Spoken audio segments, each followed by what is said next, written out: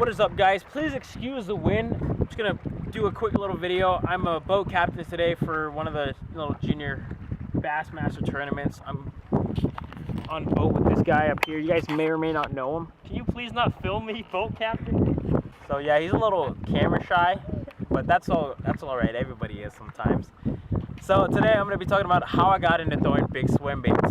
So when I was younger, pretty much a freshman in high school, around 2011, I had an Instagram like everybody else, every other kid had, and I used my Instagram for fishing, which is kind of crazy, don't you think? Instagram's for models and hot people and celebrities. But no, I'm a bass fisherman, so I created an Instagram.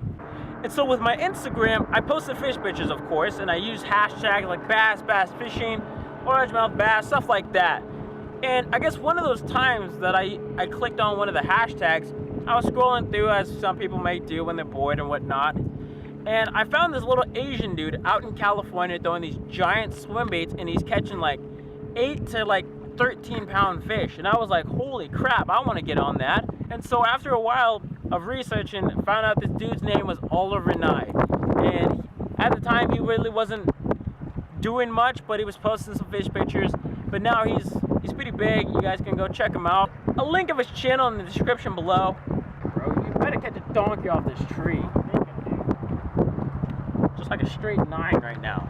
And so on Oliver's Instagram, I was kind of creeping a little. I was like going through all of his pictures of like these giant bass he was catching on his swim baits, and it kind of like fired me up to want to throw these big swim baits.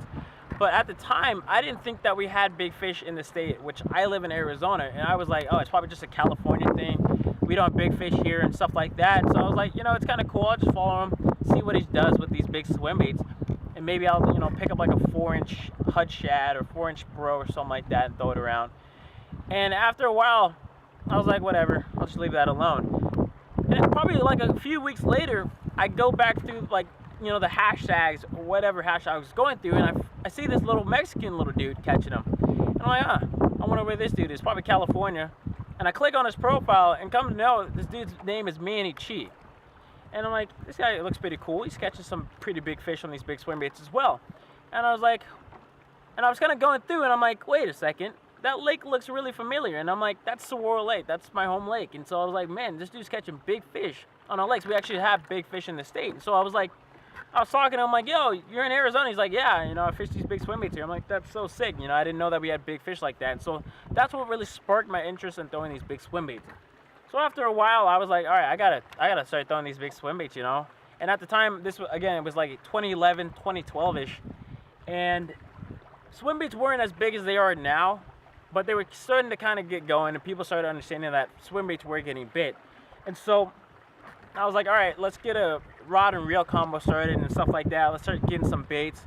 And my starting baits at the time was like a Spro, 6-inch, 6-inch Huddleston, 8-inch Huddleston, Black Dog Bait Shell Cracker, the G2, you know, some baits like that, like the S-Wave and stuff like that. So some cheap swim baits. At the time, they were expensive to me because I was a conventional fisherman catching 2-pounders at golf courses. And so I was like, wow, you know, $20 for a swim bait, that's ridiculous, you know. And now that's super cheap. So at the time, I was like, I really want to get into swim bait stuff. And so I kind of started selling my conventional stuff, going straight towards swim baits.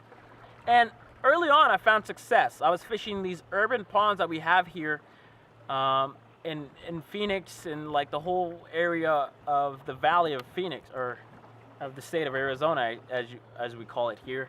And these urban ponds, they get fished pretty hard. You know, you got dudes throwing, you know, topwater, jerk baits, jigs, Cinco, stuff like that. But nope, those fish really hadn't seen big swim baits before. And like I said, this wasn't really a time that everybody was throwing swim baits. So I was going to these ponds, I was throwing these, you know, big swim baits and stuff like that, and I was getting a lot of interest, and I was getting a lot of eats. I was catching a lot of good fish, and I was like, wow, this is really sick. And so, you know, I was posting this stuff on Instagram. I was talking to Manny, stuff like that, and it was all cool at the time. And more people kind of started catching on, and they're like, all right, these swim baits may not catch fish. And so I kept doing my thing, and like it kind of became an addiction to throw these big swim baits.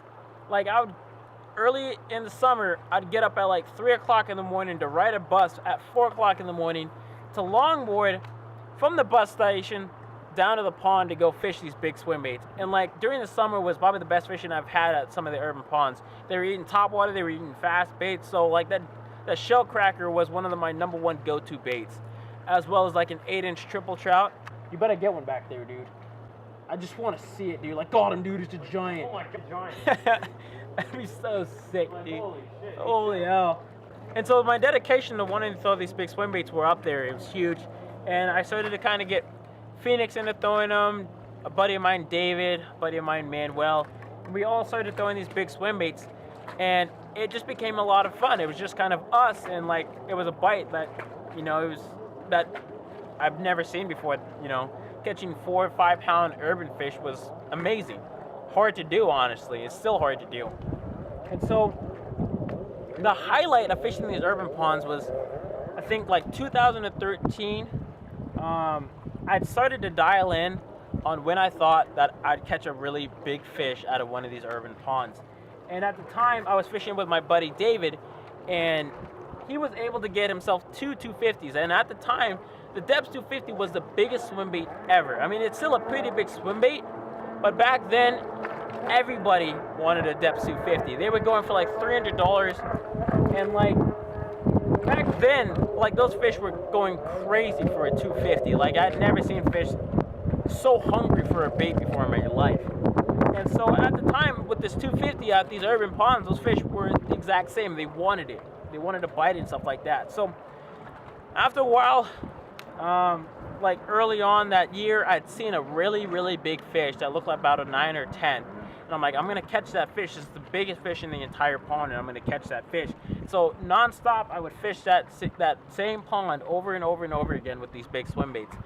And finally, the right time came where we just got a fresh trout stocking, a good front moved in, and I think the moon phase was even good too. And this was in November. So it's kind of cold, and we're fishing, not much to show for, like a couple followers. And like we're about to leave, and I'm about to go fish a point because I saw a bunch of trout jumping. And I'm like, you know what, David, let me go fish the spot up here. And I'm working my way up to this spot. And David's like, you know what, let me just go fish too. So he cuts me off to the point, makes a cast, and he's like, oh my gosh, dude, there's a giant. And I come running up to the point, and I see like this giant swim off. I'm like, oh my god, dude, what was that? He's like, dude, it just followed my bait. He throws out there again, and this fish follows it again. I see that it's that same fish that I saw earlier that summer, just an absolute giant. And I was like, oh my god, dude, that's a giant. And he's trying to get it to bite. He's sliding, the fish is all over it. And I'd never seen a fish act like this before, and I never have ever since. And this fish was all over the bait. And finally, he was able to get this fish to bite. I wasn't able to film it on the GoPro. I dropped everything. I grabbed the net that I had, and I netted this fish. Fish turned out to be a 9-pound, 2-ounce giant from an urban spot. Holy crap, dude. Dude. Oh my god, dude. Dude. Oh my god. What a pig. On the depths. On the depths flash card. Guys. Oh my god. Oh my god. Dude. What a toad.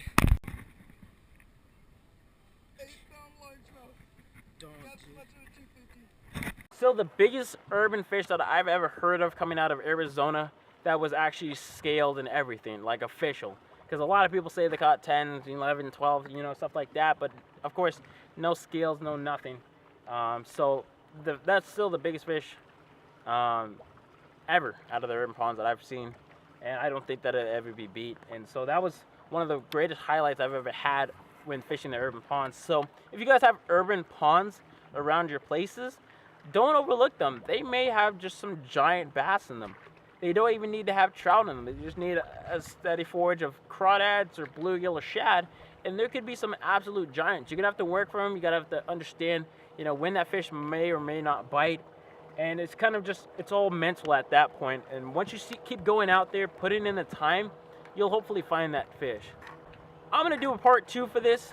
Hopefully get deeper into, you know, how I got into throwing these big swim baits. So for now, hopefully you guys enjoyed this part 1. Thanks for watching, and as always, chase your dreams.